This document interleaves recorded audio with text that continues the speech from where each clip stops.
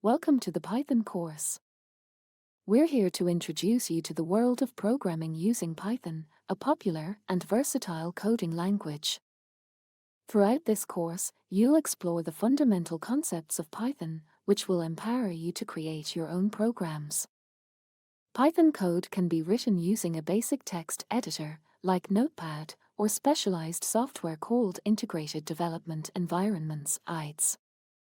For this course, we'll be using Thani, a user-friendly and free IDE that works on various operating systems.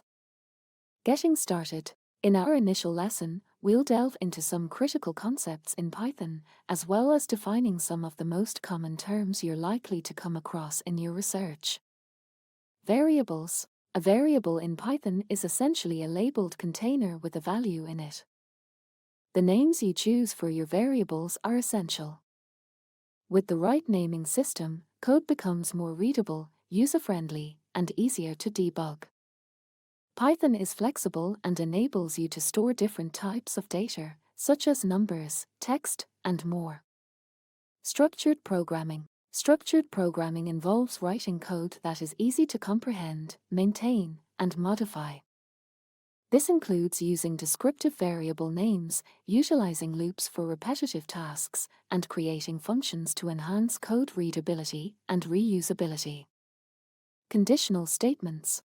Conditional statements let your program react to specific conditions. If the if condition is true, the indented code inside it runs. If it's false, the code inside the else block runs. Loops.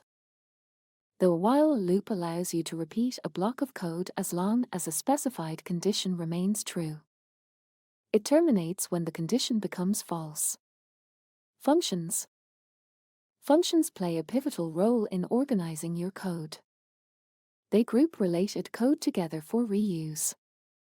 You can use these functions simply by invoking their names whenever you need to execute the code within them.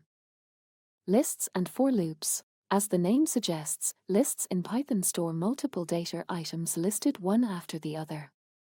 For loops, meanwhile, allow users to automatically move from each item in the list to the next and execute code as desired, making repetitive tasks easier. As you progress in this course, don't hesitate to experiment with the provided code examples.